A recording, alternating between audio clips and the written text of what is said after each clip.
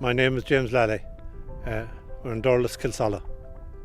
The farm is mainly hill ground. 200 black-eyed sheep and 60 hoggets and 12 suckler cows. When we were young, it used to be all hay that was saved on it. And in the last couple of years, you wouldn't have got hay on it. The winters are wetter. And the summer's not as good either. Well, we met at a local dance in Lewisburg, but how long ago, James? 26 years ago. 26 years ago. Yeah. I'm from Lewisburg, born and reared in a pub. I can't remember the first time I was here. I can't remember that. I can't remember making an actual decision to say, yes, yeah, I'm going to live here, but I suppose it wasn't really the area more than the person, you know.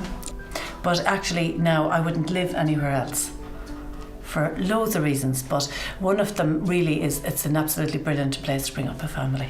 The kids have benefited brilliantly. I think kids that grow up on a farm, they see everything from the womb to the tomb. They have been really the winners here. I feel personally, you know. Even Oisin the last day was saying to us about he'd love to live in Australia.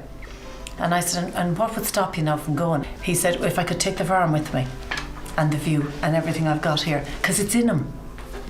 It's been in him since he was small. He was reared with it, you know. The family farm is the backbone of the industry, really, and if we don't have it, the whole countryside will just become a kind of a barren landscape where you won't have houses, you won't have people. There, you know, you have all sorts of little small holdings producing stock. They're feeding into the economy. They're producing jobs. There's a whole load of spin-offs from it. It's an essential part of rural life and Irish family life.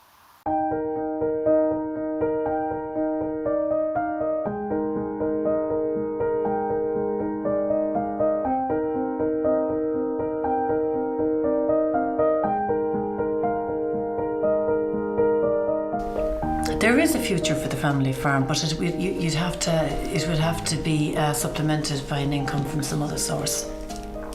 As we know it, like at the moment, things are going to change, you know. But I hope they will. I mean, I'd love to see one of the kids anyway here, in the next generation, because they are fifth generation that we can trace.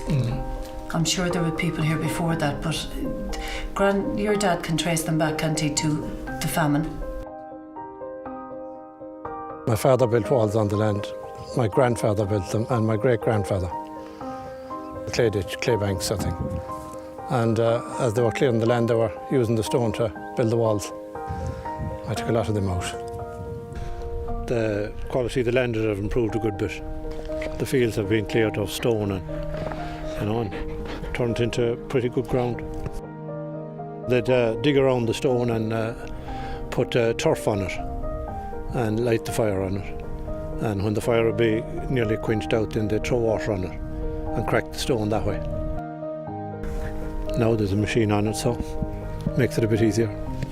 In a lot of areas you wouldn't have the stone for building them, you know. There's plenty of stone around here. The first wall I built was the one down outside my own house. That's where I started building wall and took an interest in it, like. I had no time for it up to that. Yeah, the hall was built last year, with some of the stone that was there and some stone brought into it. And I built it over a winter and maybe part of the spring.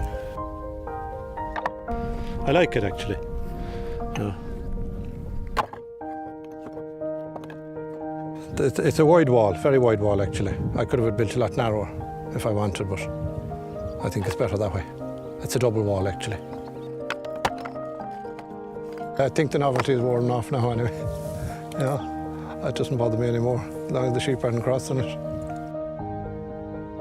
If you don't build it right, it won't wait up, you know. Yeah, well, I wouldn't like anyone to dismantle it after all the work I put into it. I couldn't see the reason for taking it out of it. It wouldn't be any benefit.